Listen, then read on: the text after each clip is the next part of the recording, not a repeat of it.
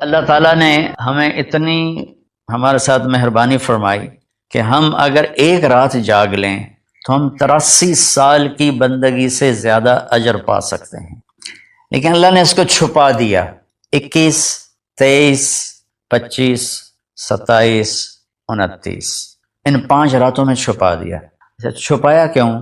کہ اگر اللہ تعالیٰ بتا دیتے کہ فلاں رات ہے، اور اللہ کا تو پتہ تھا کہ آگے آنے والی امت غافل ہوگی، تو متعین ہونے کے بعد پھر کوئی غافل ہوتا، نافرمانی کرتا، کوئی برا کام کرتا تو پوری امت پر عذاب آ سکتا تھا۔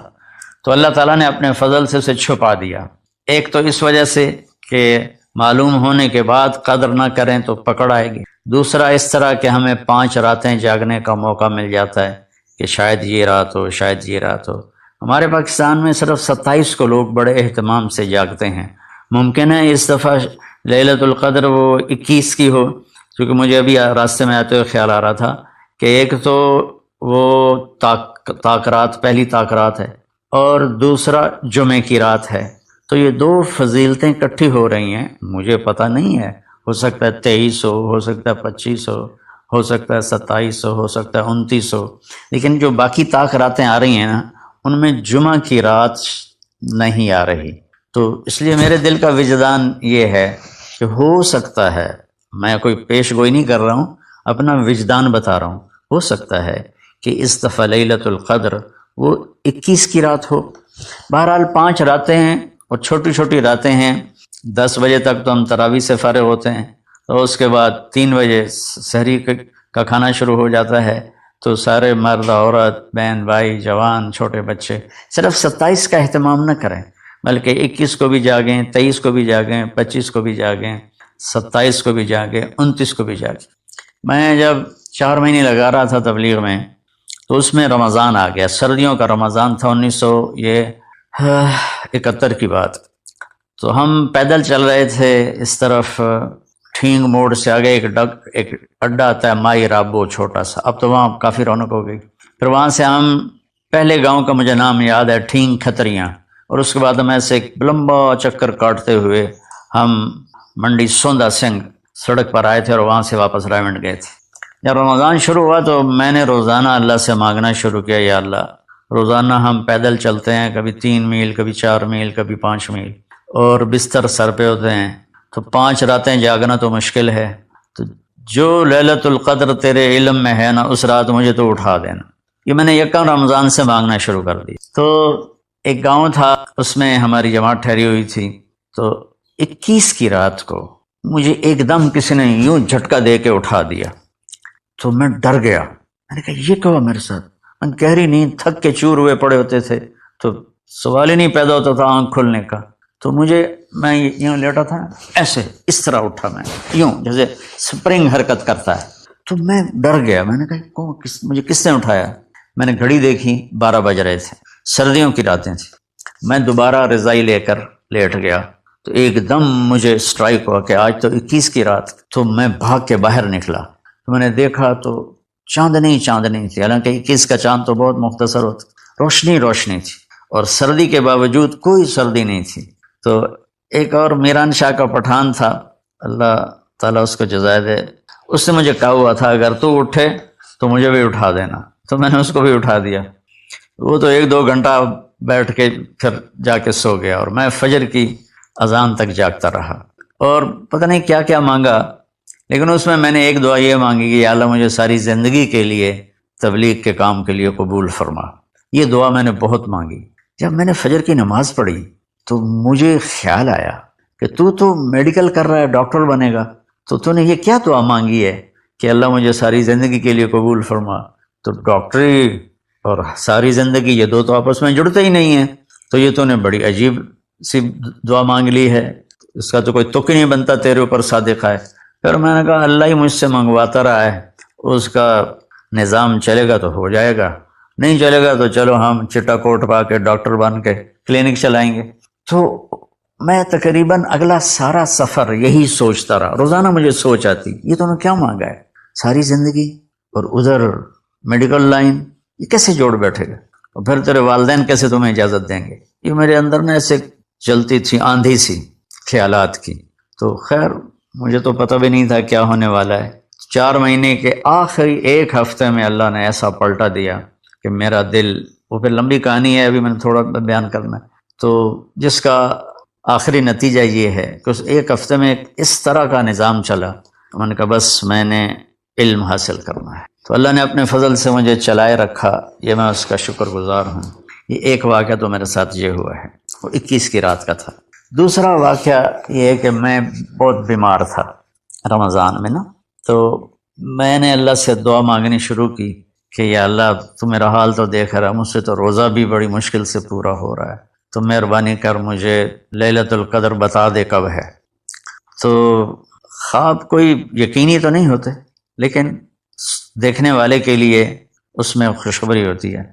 تو مجھے نا 22 کی رات کو خواب آیا کہ کل شب قدر ہے 23. تو میں 23 کو گرمیاں تھیں، میں سویا ہی نہیں اور جاگ کے اپنا جو کچھ کرنا تھا. تو 25 کو میں سویا ہوا پھر اٹھا تو ایک دم پھر مجھے نیند آ گئی. تو میں نے خواب میں دیکھا کوئی کہہ رہا ہے کہ آرام سے پڑے رہو، آج شب قدر نہیں، وہ گزر گئی، 23 کو تھی وہ گزر گئی. یہ دو تو میری آپ بیتیاں ہیں. واللہ عالم خواب کوئی حجت تو نہیں ہوتا، ورنہ اس کا بھی لوگ مذاق بنا لیتے ہیں. کہنے کا مقصد یہ تھا کہ شب قدر 5 راتوں میں گھومتی ہے، 21، 23، 25، 27، 29.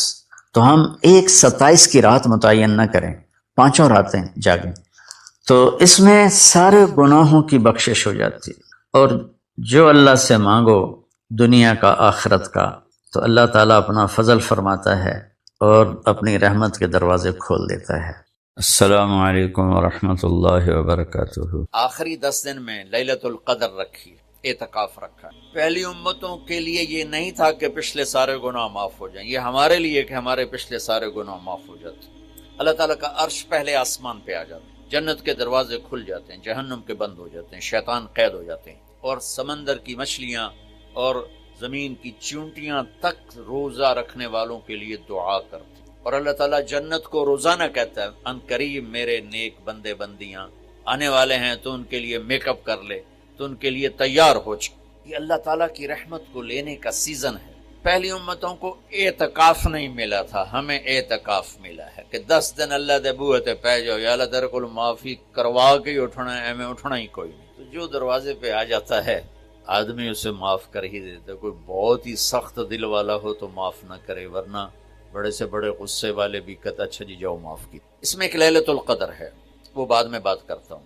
پھر اللہ تعالیٰ نے اس میں غریب آدمی کی کہ روزے اچھے گزر جائیں، عید اچھی گزر جائے، اس کے لیے اللہ تعالیٰ نے صدقہ فطر رکھا ہے. ہم اسے عید کے ساتھ جوڑ دیتے، پہلی رمضان سے دینا چاہیے تاکہ غریب اپنا کوئی روزہ تو رکھ سکے. پہلی رمضان سے 29 رمضان تک جب مرضی دے دیں، اور اگر وہ فطرانہ ادا نہیں کرتا تو اس کے روزے اس کے سر کے اوپر سے بھی نہیں جاتے، وہیں کھڑے رہتے. اور عام طور پر یہاں اخبار میں ٹی وی پر گندم کے لحاظ سے آتا ہے 2 سیر کڑک دے دو، وہ تھوڑے سے پیسے ہیں، 100-200 روپے ہے. میں آپ کو آپ سب مالدار لوگ بیٹھے ہیں، میں آپ کو اپنے نبی کا صدقہ فطر بتاتا ہوں کہ آپ کیا دیتے تھے. آپ کشمش دیتے تھے، کھجور دیتے تھے، جو بھی دیے ہیں. تو کشمش 3 کلو، بازار میں 3.5 کلو. بازار میں جا کے پوچھیں جو سب سے اچھی کشمش ہو، یا پھر درمیانی، گھٹیا نہیں درمیانی اور سب سے اچھی، پتہ کرے وہ کتنی ہے. 1000 روپے کلو ہے، 1500 روپے کلو ہے. آپ کے گھر کے 4 افراد ہیں تو ایک گھر سے 6000 روپیہ غریب کو جائے گا. آج تو 6000 میں ایک ہفتہ نہیں گزرتا. تو اب سب سے عرض کرتا ہوں ویسے بھی خیرات کریں، افطاریاں کروائیں، اور صدقہ فطر کشمش کے حساب سے دیں. یہ آپ سب بھائی بہنوں کی خدمت میں گزارش ہے.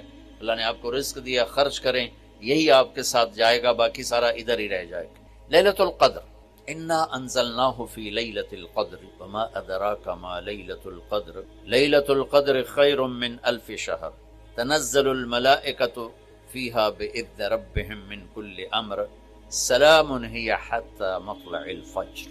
ہم نے قرآن کو لیلۃ القدر میں اتارا. تمہیں کیا خبر کہ لیلۃ القدر کیا ہے؟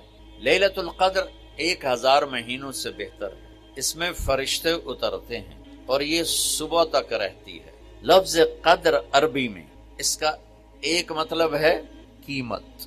سبحان اللہ. تو اللہ نے کہا میں تمہیں بتاؤں، آپ سب تاجر بیٹھے ہو، لیلۃ القدر کی قیمت کیا ہے؟ 1000 مہینوں سے بہتر ہے، 1000 مہینوں سے بہتر ہے۔ اب 1 روپے پر 1000 نفع لے سکتے ہیں؟ دنیا میں کوئی ایسا کاروبار ہے؟ جو ہیروئن بیچتے ہیں وہ بھی نہیں لے سکتے۔ اور میرا اللہ کہہ رہا ہے 1 رات 1000 مہینے، یعنی کوئی 82-83 سال۔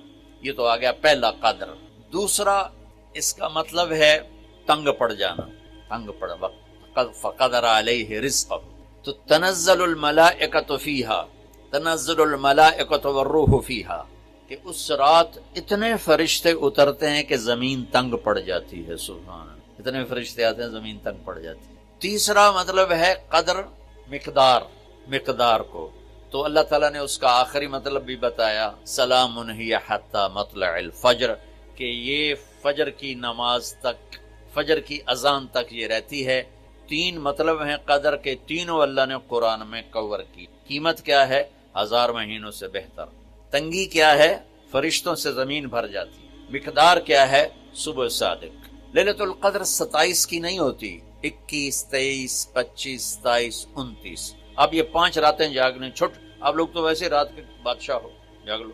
تو لیلۃ القدر مسجد میں نہ گزارو، گھر میں گزارو۔ یہ مسجدوں میں اشتہار لگ جاتے ہیں، فلاں کے ساتھ شب قدر گزاریں، فلاں حضرت کے ساتھ شب قدر گزاریں، پھر ادھر کوئی صلاۃ تسبیح پڑھ رہا ہے باجماعت، عورتیں صلاۃ تسبیح کی جماعت کرا رہی ہیں، اور پتہ نہیں اور کتنی عجیب و غریب قسم کی عبادات شروع ہو جاتی۔ یہ نفل عبادت ہے، میرے نبی گھر میں پڑھتے، آپ نے اشراق کے سوا ہر نفل گھر پڑھا، ہر سنت گھر میں پڑھی، تو آپ لیلۃ القدر کو یہ مستورات بھی آپ بھی اکٹھے ہو کے نہیں منانا، الگ الگ مصلی بچھا کر اپنے اللہ سے رونا دھونا، اپنے اللہ کو منانا کرو، میں بھی کروں، آپ بھی کریں۔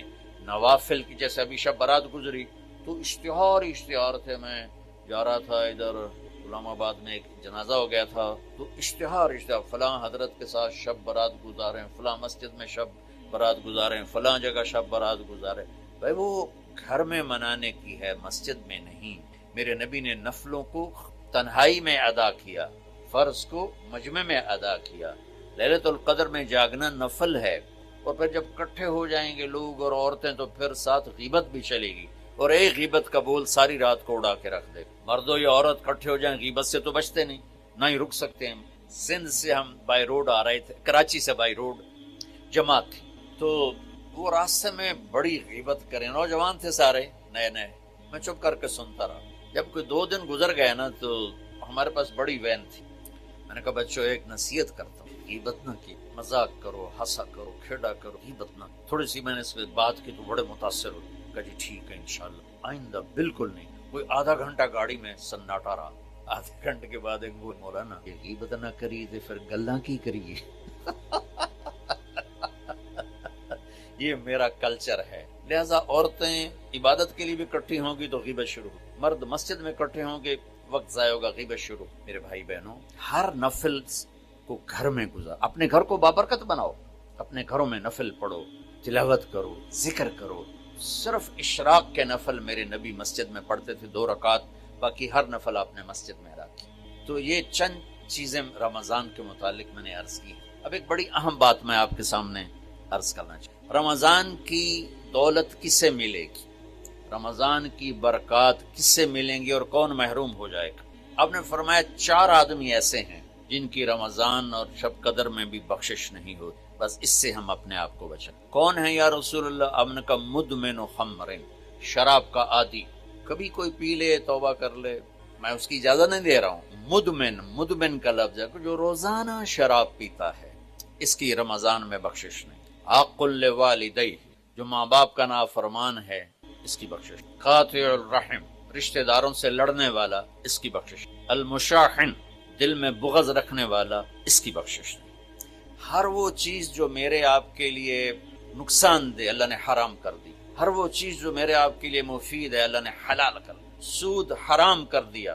ہمارے پاکستان کی معیشت نہیں، پوری دنیا کی معیشت ڈوبی پڑی، سارے ملک قرضوں پہ چل رہے ہیں، سود نے پوری دنیا کو تباہ کر دیا۔ تو میرے اللہ تعالیٰ نے، آپ دیکھتے ہیں میرا اللہ کہتا ہے فَأَذَنُوا بِحَرْبٍ مِّنَ اللَّهِ وَرَسُولِهِ، اگر سود نہیں چھوڑو گے تو میرے اور میرے رسول مل کر تمہارے خلاف جنگ کریں.